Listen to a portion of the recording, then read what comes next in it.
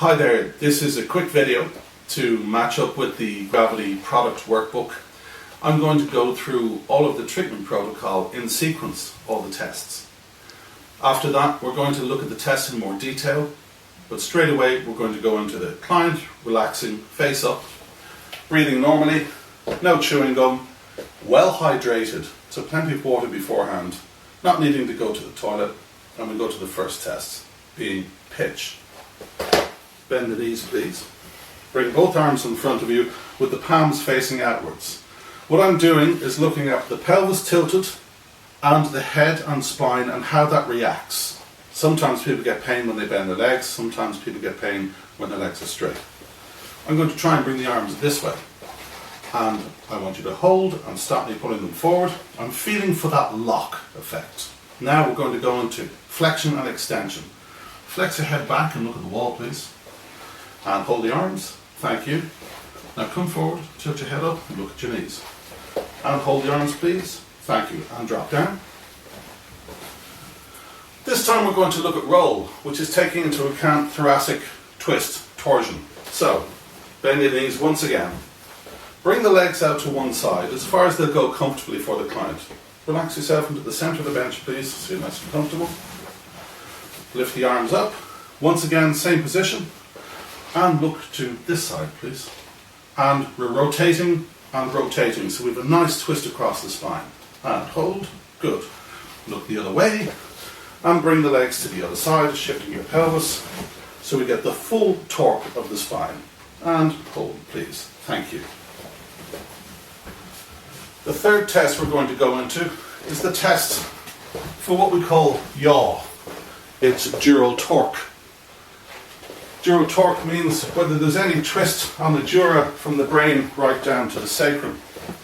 To do this very simply, you roll up a towel and you put it under one buttock, towel to the opposite shoulder, underneath, and then we're going to test a muscle in isolation. This arm muscle is perfectly fine.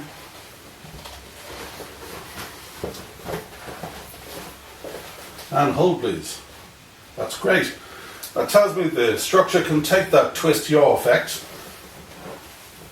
We go to the other side and we change the towel over again to that side. Move back to the test and hold. Good. Nice clear understanding of what the spine is doing. We're going to go to ipsilateral gait. One arm 45 degrees, one leg at 45 degrees. Holding the leg and pushing down the long bones, hold and hold. And we have an ipsilateral vault. And we'll try this ipsilateral on the other side and hold. That's very good. And now we go to contralateral. We have a problem. I'm going to go this side, contralateral. So we have an ipsilateral problem here and a contralateral problem here, which means the same side gait as well as opposite side gait are not working properly. He's missing 50% of his ability to run up and down a ladder or jog on the spot or any sort of activity in that way. So moving on, we have shock absorbency. We want to see whether the spine can take the shock absorbency test. We'll take something normally strong like this gait, which is great, and I'm just going to go to the heel and I'm going to give it a shock and hold this up. Shock absorbency is also failing, so we know the shock test now has affected gait on one side, gait contralaterally, and now we're going to find more problems, maybe by going through the tests. We're just evaluating everything. And at the end of the evaluation, we can put all these ticks on our chart and then put them on gravity and let gravity do the magic that it does. Next test. Posterior neck flexors, then levator scapula. Turn onto your front, please.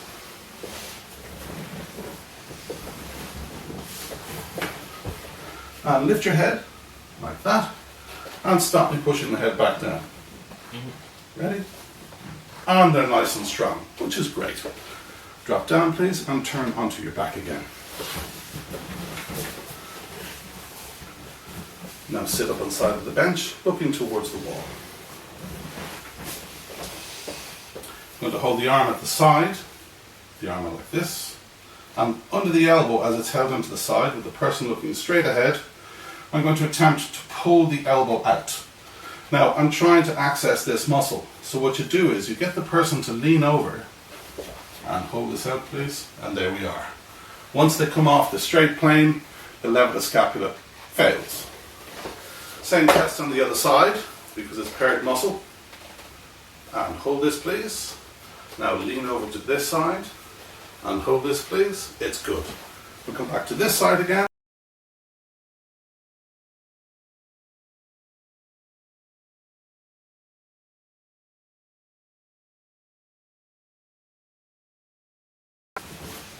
That was lever the scapula.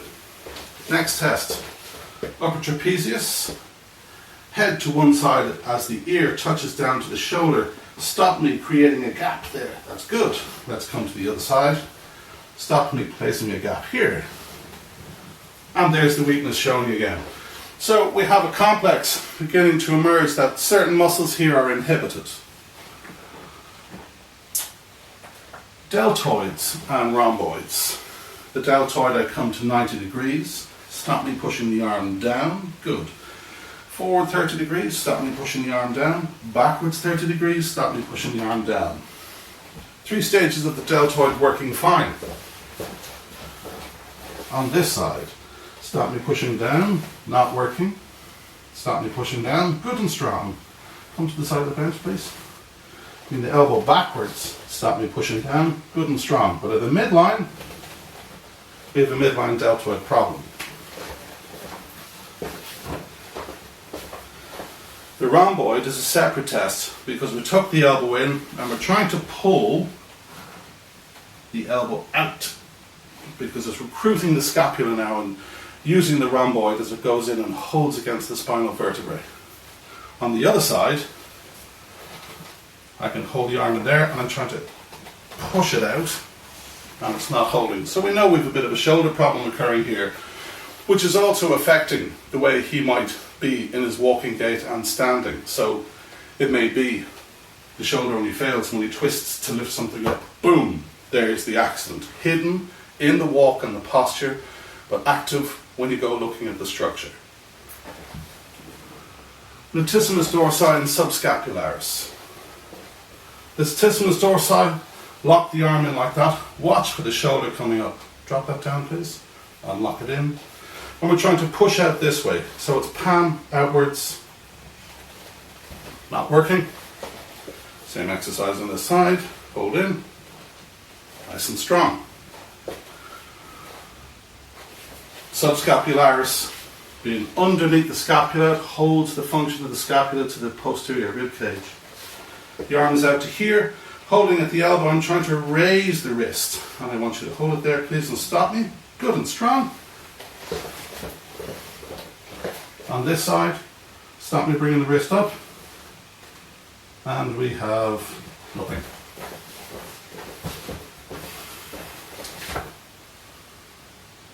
Triceps and quadratus lumborum. The tricep test is to take the arm greater than 90 degrees, covering the bicep. I'm going to try and push back towards the head. Hold. Good and strong.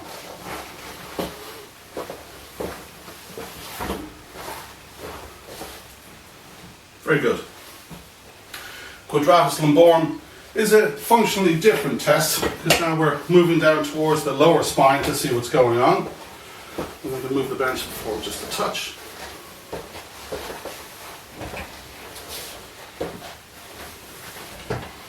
Can you grab the sides of the bench, please?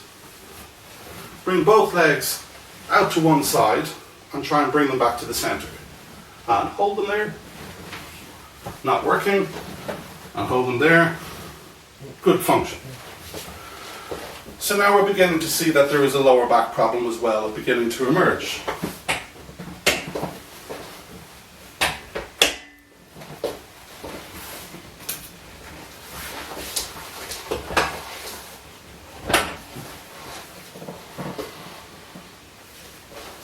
Can you sit up towards me, please. And bend the knees. A little bit more, tuck them in nicely, and cross your arms across your chest. I'm going to try and push you back down. No problem. I'm going to twist you out to one side, down a little, and just hold that position. That's not going to work. I'm going to twist you to the other side. Twist, and hold that position, and you can see the body, the obliques, the abdominals are having a problem in stabilizing the pelvis as well as the quadratus lumborum. So these functions are failing at the moment. So this is good intel. We're getting more understanding of the injury that we have. We're going to look at the psoas iliacus, the tension fascial lata. The psoas muscle being very, very important when it comes to functional posture and our core. We lift the leg, we bring it all the way out, and we try to push directly down and stop me pushing down. Not working. The iliacus, same position but in a straight line, so it's midline. Stop me pushing down. Not working. Tension fascial lata, I bring it out again, turning the foot inwards and then pushing back towards that foot. Nice and strong. The piriformis and the adductors. If you hold both the legs together, I'm going to try and pull out, and that's not working. So we have a hip issue there as well. And the piriformis is when we bend the knee and take the femur up to 90 degrees and turn it inwards across itself. Let it come in, please. And hold that position, and I'm going to try and twist it back out. No piriformis. So we have a lot of dysfunction going on here. At this point in time, I can do the tests on the other side. The iliacus is not working. The psoas is not working. The crossbody tests are showing me now that the guy's got a lower back problem, just today. So I'm going to come round and do the tensor fascial lata test. Bring it out, turn the foot in. I'm going to try and push towards the other leg. Nice and strong.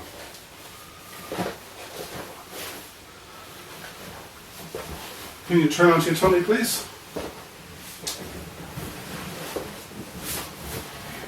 This time I'm going to test the hamstrings.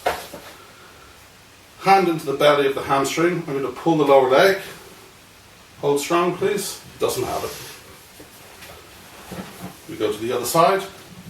Good and strong. By one failing, it's revealing a twist in the pelvis and the lower back. It's going to create some sort of hidden subluxation pattern all the way up the spine. We need to eradicate that. Secondly, if I bring the leg out 30 degrees and then lift it from under the knee, hold there, please. I'm trying to push down. Now he's trying to straighten the leg. Watch out for that, because that's a cheat on it. It's recruiting. Stop me pushing down. That isolates the gluteus max.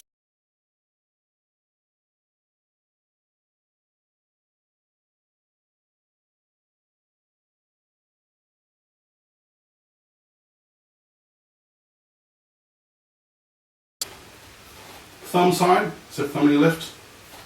Bring the arm back, stop me pushing down. Nothing. Up to 45 degrees, bring the arm back up, and hold it and stop me pushing down. Nothing. And turn onto your back, please. So with all those tests failing, and checking on the other side, which I could, I now know that we have a pattern going from foot to head, which requires gravity to be put in place.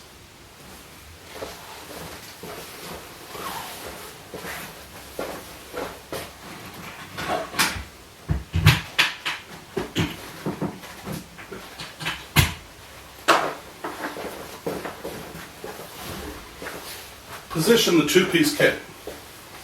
Can you bend the knees, please? We're going to start with the soft side towards the skin. Just lift the pelvis. I'm going to go under the trousers and feel where the gluteal crease starts and bring it above it. And center it. Drop down, please. Is that centered? Does it feel straight? No. Just a little bit. Good. The client feeling that it's straight is also extremely important. Secondly, the cradle. Lift the head, scoop it into the neck and drop the head in. Making sure you're always biasing it towards pushing down the upper traps because they tend to be hypertense. How does that feel? Good. We'll take a roll of towel again. Under one knee. Just to give a little bit of curve to take any extra lordosis off the lumbar spine whilst the patient is relaxing.